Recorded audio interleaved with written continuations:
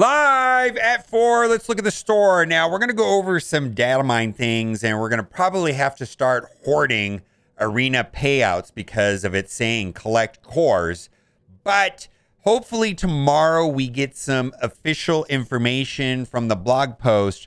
But what we're going to cover today is largely from data mines, which is subject to change. But I want to say the data mines in this game have been 90% accurate or so. So we're going to just take it, and it does not look good. First things first, the main milestone event, Spy Game, starts on November 21st, and then Claws of Fury starts on November 28th. So Spy Games, which starts next week, makes reference to opening covert orbs from the Nakia event campaign. So the Nakia event campaign, which traditionally has been the best, most free-to-play friendly way of unlocking a new character. Now, the blog post from a couple weeks ago mentioned that it was going to use Wakandans to get through the heroic, and then they lined it out, and then they said it's going to be war dogs. Well, the data mine is even worse than that. Easy difficulty, yeah, you'll get through it. Hard difficulty requires Nakia. Heroic difficulty requires Nakia and war dogs. Now, the only thing I could say about this is that Nakia is, I believe, a 45 shard unlock. And so what players are going to have to do if they haven't already purchased it, this is definitely going to draw a line in the sand between the people that bought Nakia and the people that haven't. You're going to have to unlock Nakia through the easy difficulty, which is not that generous. And then once you have her unlocked, you're going to have to upgrade her so that she's useful. And then you're going to, if you want to go all the way through the heroic, it's not going to only require Nakia, but it's going to require Black Panther 1 mil. Now, I did poll chat and then asked, do you have BPM or Black Panther 1 mil? And only about 60% of the people said that they do. 39% said no. So, if this plays out the way that the data mine suggests that it's going to play out, it's absolutely trash. It's garbage. Because basically, this is going to draw a line in the sand between the people that bought Nakia and the people that are going to unlock her through the easy difficulty. So we'll have to see how this plays out. I'm probably going to reserve judgment until tomorrow. Hopefully we get some information in the blog post, but the data mine does not look good. Now, this gets worse. What do you do to unlock Nakia? Well, you spend power cores refreshing the nodes. But this creates another problem because right here, Claws of Fury, which starts on the 28th, which is right here, now live, Claws of Fury, one of the events called Powerful Pause Milestones suggests that we're going to have to collect power cores. And so collecting is when you redeem them out of the email. So what a lot of people are talking about doing is saving all of your arena payouts, all your arena mails, and leaving them in the mailbox for this event just when it starts, which I'm guessing is going to start on the 28th. And then people said, well, how am I going to unlock Nakia if I'm saving all my power cores? Because I'm going to need the power cores to unlock Nakia. And I don't know. But basically, what I'm going to start doing is I'm going to start saving all of my emails, the mails for the arena placement. And I'm just going to save that for this event. And we'll see how there's other things that are probably worth saving. Like I haven't activated the battle pass. I wonder if that counts for it. Not really entirely sure what it means to collect power cores. And also I got to give a shout out to Tana for finding all of these data mines. So just keep that in mind. We're almost into a situation where, where this ridiculous hoarding game where we're saving everything in our inbox and then pray that you don't hit the read and claim all button.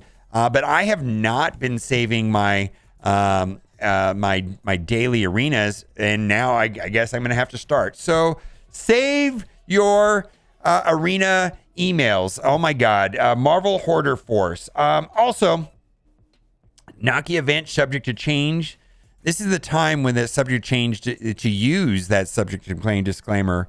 We need Nakia to be the hard difficulty and then the full War Dog team for the heroic difficulty. According to data mines, I'm totally against this idea. When people realize that the only free-to-play event that has been made pretty unfriendly for free-to-play. That's correct. This has traditionally been the most free-to-play friendly event, the most player-friendly event, and now they've turned it something unfriendly. It's going to cause another wave of quitting. Each time they do these silly ideas, they hammer another nail in the coffin. That is all. Sorry, it's not positive. I wish I had more positive things to say about the game. I agree with this post. How far behind are everyone now? And this is, I thought this was a good post because I think that the summary of this is very good. This person did not purchase the $20 offer that gave out, the gabillions, 20,000 G14 orbs, 20,000 G15 orbs. And the question is, and that's, how much progress did you make? It takes me about 1 week to get one character and have G14s and 15s to level up. And that's some level of farm gear and not specific nodes for some dumb event, which is also super annoying. I can't help but think I've been dropped another tier with friends of mine who bought it, and I don't have the same bottlenecks now. And then I think this is a good summary of the situation. After reading the comments, it looks like I was hurt a bit by not purchasing the bugged offer. Not necessarily the short term, as most are only able to level 5 to 15 characters.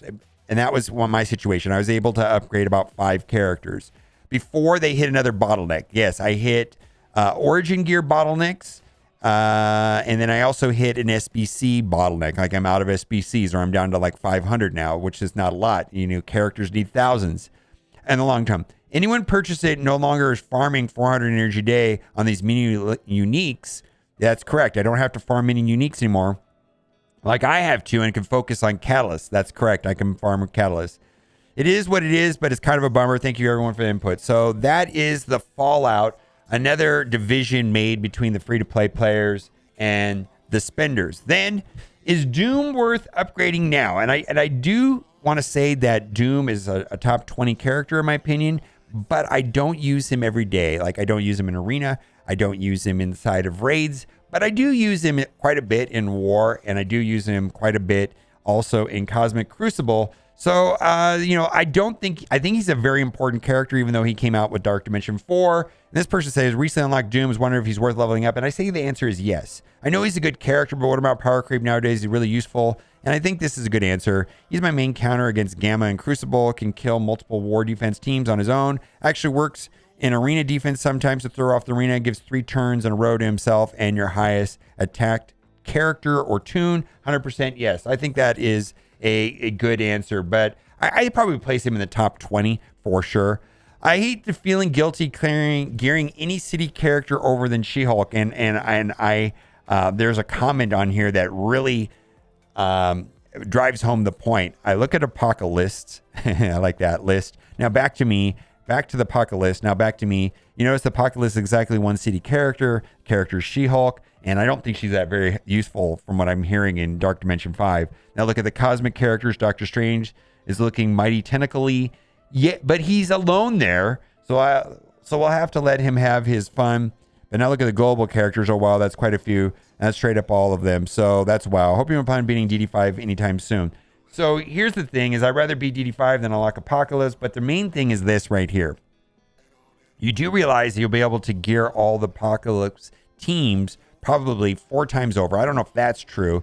Before you even get the blue ISO 4. Blue ISO 4 is going to be the main bottleneck for getting a baby Apocalypse. The way that there's going to be a baby Apocalypse, which I'm guessing is going to be 5-star, and then there's going to be the big boy Apocalypse, 7-star. Baby Apocalypse is going to require gear tier 16 and blue ISO 4 horsemen and their teams, and then an unspecified number of strike characters, which is only right now Spider Weaver, which could be a team of 5, or it could be 10, it could be 15 characters, it could be 20 characters. But the point is this, is that the main bottleneck is probably going to be blue ISO 4 rather than teal gear. So just keep that in mind. Blue ISO 4 is super valuable. Like, I'm wondering if I made a mistake by putting Blue ISO 4 on Dormammu. And then I also needed to switch my Blue ISO 4. Like, I put Skirmisher on Morgan Le Fay, and now I want her as Striker. And that cost an extra 400,000 Blue ISO 4. But this is going to be a severe bottleneck and for unlocking Baby Apocalypse. Now, Big Boy Apocalypse is going to require Gear Tier 17 and Blue ISO 5. And literally right now, they are auctioning Blue ISO 5 off, which we're going to talk a little bit over here when we get into the offers. There is a somewhat lackluster 5 basic orbs, 10 for 10. So you can scroll down to the bottom of the offers, and for 10 power cores, you can get 5 basic orbs. I pulled a Dazzler shard, which is not too bad, I guess, but I didn't really get that much good. But then there's also these offers, and I was talking about this, that basically those leaderboards are literally just an auction of how much money people will spend for Blue ISO 5. So the people that are going to get a Big Boy Apocalypse are going to have to spend horrendous amounts of money. It's just not reasonable. This would be a buy if it had 375 cores, because then I'd be getting the event currency as a bonus. But I don't know if I would even spend 25 cores for that, just to keep that in mind. Then we've got some offers here for X Factor, which helps unlock Adam Warlock along with Jubilee. So you need Jubilee and the X Factor. And I think a lot of these are reasonable enough if it helps you get Adam Warlock. Then we've got Shatterstar. I believe we have all of them, but we're going to keep going through. Then we've got Spider-Woman. This is the lowest price I think I've seen Spider-Woman. 75 character shards for $15. I'm not going to buy it. I don't know how overly important she is. This also perhaps signals that she's going to be made farmable sooner than later. Then right here, we've got one of my favorite characters in the game, 50 Shang-Chi shards, 50 for $5. I think that is very reasonable. He's just one of my favorite characters. We got Polaris, which is also part of the X Factor. And, the X Factor plus Jubilee unlocks Adam Warlock. Boy, rip Mr. Sinister. I don't know where this guy is useful anymore, because, Kestrel kind of negated a lot of his usefulness. So I wouldn't be focusing on Mr. Sinister, but I guess if you got to catch them all, you get 50 character shards for $5, then there you go. Then we've got Long Shot, again, part of the X Factor. And then lastly, we've got the Hand team right here. Now, typically the Hand team has been all garbage, and they're not even blitz worthy. The only character that sees some play is Nobu. However, where is Mr. Negative? The Underworld team, the only people that have Mr. Negative are people that bought the offers. Hopefully we get information about that tomorrow in the blog post. But the reason why I had to buy this is for the Relic event, which is that event that happens about every 4 weeks. And the Relic event is okay. It does have catalysts and SBCs, but no teal gear. So keep that in mind. This will help you in that Relic event. And I guess Nobu will help you on the Underworld team. But that's just a war offense team. All right, that'll do it for today's offer review. Let me know what you think in the comment section. And as always, thanks for watching and keep on giving.